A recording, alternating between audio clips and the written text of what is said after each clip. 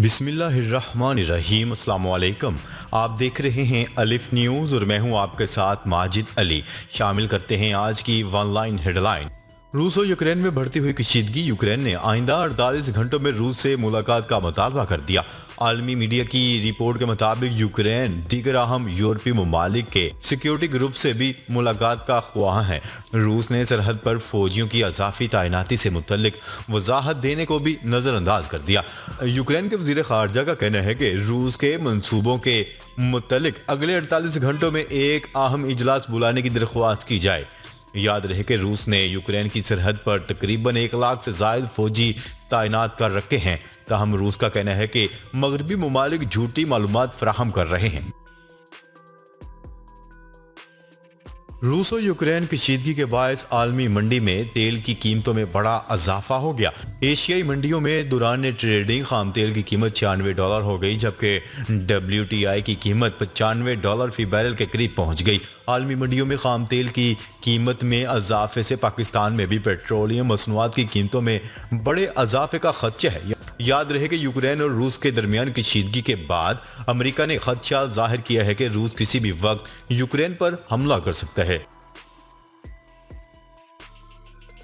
Ukraine पर रूस के मुमकिना हमले का खतरा बढ़ता जा रहा है। जहां दीगर ममालिक अपने शहरियों का इनखला कर रहे हैं, वहीं यूक्रेनी शहरियों ने जंगी मशकें शुरू कर दी। यूक्रेन नेशनल गार्ड के मुताबिक अहलकार दारुल हुकूमत कैफ में शहरियों को लड़ने की तरबियत देने लगे। नेशनल गार्ड की जानिब से शहरियों को बंदूक के इस्तेमाल, इसे चलाने, गोला बारूद लोड करने और हद्दाफ को निशाना बनाने के लिए तरबियत दी गई, जिससे वो अपने दिफा के लिए इस्तेमाल कर सकते हैं।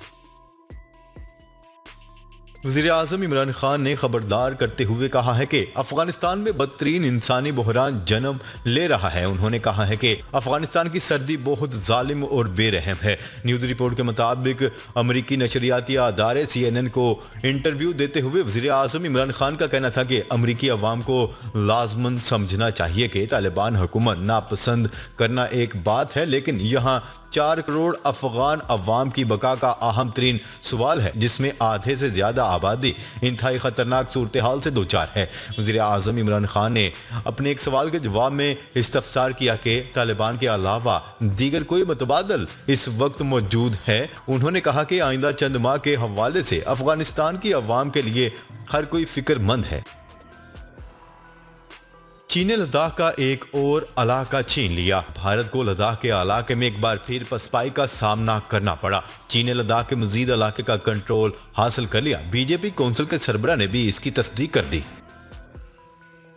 भारत में हैदराबाद से रुकने पार्लिमान और मुस्लिम रहनुमा असदुद्दीन अवैसी का कहना है कि हिजाब पहनने वाली लड़की एक दिन भारत की वजीर आजम बनेगी। मुस्लिम रहनुमा ने खिताब के दौरान कहा है कि अगर कोई लड़की हिजाब पहनने का फैसला करती है तो इसे पहनने से कोई रोक सकता है। खिताब में मजीद कहा कि लड़कियां हिजाब और निकाब पहने कॉलेज जाएंगी और डॉक्टर, कलेक्टर और बिजनेस वुमेन बनेगी। मगरबी किनारे में इजरायली फोर्सेस की फायरिंग, फलस्तीनी नौजवान शहीद।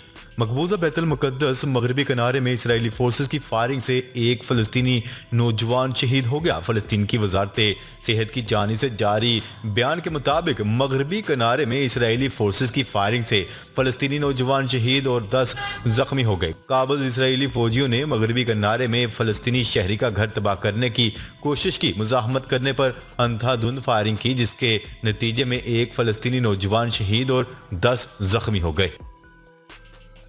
तुर्क सदर रजब तय्यिप एर्दोगान ने महंगाई के सताए तुर्क अवाम को बड़ा रिलीफ दे दिया।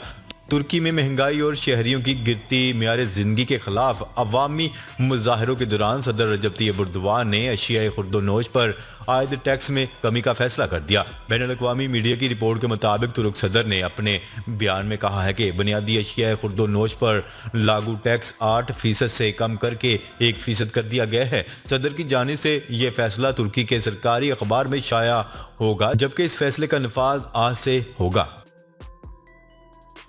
ईरानी वज़ीर दाखिला दौरा पाकिस्तान पर इस्लामाबाद पहुंच गए। ईरानी वज़ीर दाखिला की सरबराही में 9 रुकनी वफ्द इस्लामाबाद पहुंच गया, जहां वो आला हुकाम से मुलाकातें करेंगे। न्यूज़ रिपोर्ट के मुताबिक ایرانی وزیر داخلہ پاکستان کے ایک روزہ دورے کے لیے اسلام آباد پہنچ گئے ہیں، جہاں ان کے ہم منصب شیخ رشید احمد نے ان کا استقبال کیا۔ ایرانی وفد خصوصی طیارے کے ذریعے ایران سے اسلام آباد پہنچا ہے۔ ان کی آمد پر سیکیورٹی کے سخت انتظامات کیے گئے، جبکہ جڑواں شہروں میں ٹریفک روٹ کے سبب بدترین ٹریفک جام بھی رہا۔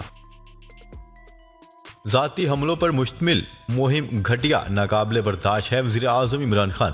وزیر اعظم عمران خان نے ذاتی حملوں پر مشتمل مہم کو گھٹیا اور ناقابل برداشت قرار دے دیا۔ وزیر اعظم عمران خان کی زیر صدارت ہوئے سینٹرل ایگزیکٹو کمیٹی اجلاس کی اندرونی کہانی سامنے آ گئی۔ اجلاس میں بلدیاتی انتخابات اور سیاسی حکمت عملی پر غور کیا گیا۔ عمران خان نے میٹنگ میں بتایا کہ اتحادی ہمارے ساتھ ہیں، کہیں نہیں جا رہے۔ انہوں نے اپوزیشن کے بیانیے کا مقابلہ کارکردگی سے کرنے کی ہدایت دی۔ وزیر اعظم عمران خان نے ذاتی حملوں پر مشتمل مخصوص مہم پر اظہار ناراضگی کیا اور کہا کہ ایسی مہم گھٹیا اور ناقابل برداشت ہے۔ امریکی صدر جو بائیڈن نے یوکرین کے صدر سے فون پر رابطہ کیا۔ دونوں رہنماؤں نے روسی فوجی جارحیت کے خلاف سفارتکاری کی اہمیت پر اتفاق کیا۔ وائٹ ہاؤس کے مطابق صدر جو بائیڈن نے ممکنہ روسی جارحیت پر امریکہ اور اتحادیوں کے فیصلہ کن رد عمل کا بتایا۔ غیر ملکی میڈیا کی رپورٹ کے مطابق دونوں رہنماؤں کے درمیان ٹیلی فونک بات چیت 50 منٹ تک جاری رہی۔ اس سے قبل امریکی صدر جو بائیڈن نے اپنے روسی ہم منصب ولادیمیر پوٹن سے بھی ٹیلی فون پر رابطہ کیا تھا۔ افغان عوام کی عالمی امداد کے لیے طالبان کا اعلیٰ وفد قطر پہنچ گیا۔ طالبان کا اعلیٰ سطح کا ایک وفد عالمی اداروں اور حکومتوں کو افغانستان کو انسانی ہمدردی کی بنیاد پر امداد مہیا کرنے پر قائل کرنے کے لیے دوحہ پہنچ گیا۔ اس سلسلے میں مذاکرات آج ہوں گے۔ طالبان کی وزارت خارجہ نے اپنے ایک پیغام میں بتایا ہے کہ وزیر خارجہ امیر خان متقی کی قیادت میں وفد یورپی یونین کے وفد سفارتی مشنز اور خلیجی ممالک کے حکام سے ملاقاتیں کرے گا۔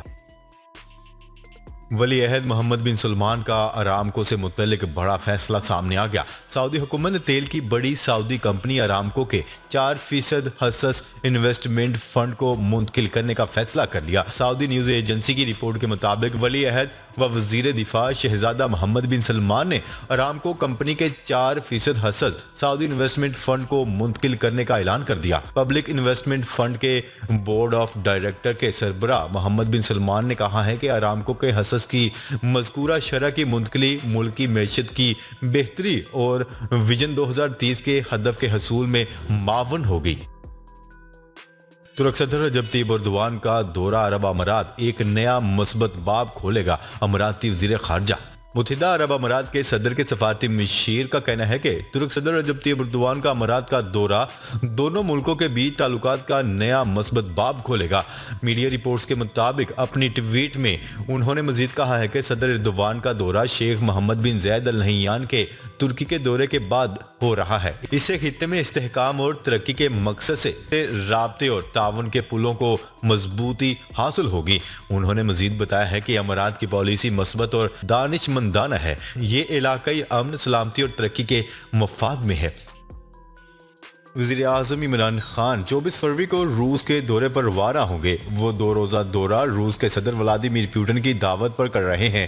نیوز رپورٹ کے مطابق ذمہ دار ذرائع نے بتایا ہے کہ وزیر اعظم عمران خان کے دورہ روس کے دوران ریلوے، صنعت و پیداوار اور توانائی سمیت مختلف شعبوں میں تعاون کے حوالے سے بات چیت کی جائے گی اور معاہدے ہوں گے۔ انتہائی ذمہ دار ذرائع کے مطابق وزیر اعظم عمران خان کے ہمراہ دورہ روس میں وزیر خارجہ شاہ محمود قریشی، مشیر تجارت عبدالرزاق داؤد اور مشیر برائے قومی سلامتی ڈاکٹر معید یوسف کے علاوہ متعلقہ حکام کا ایک اعلیٰ سطح کا وفد بھی ہوگا۔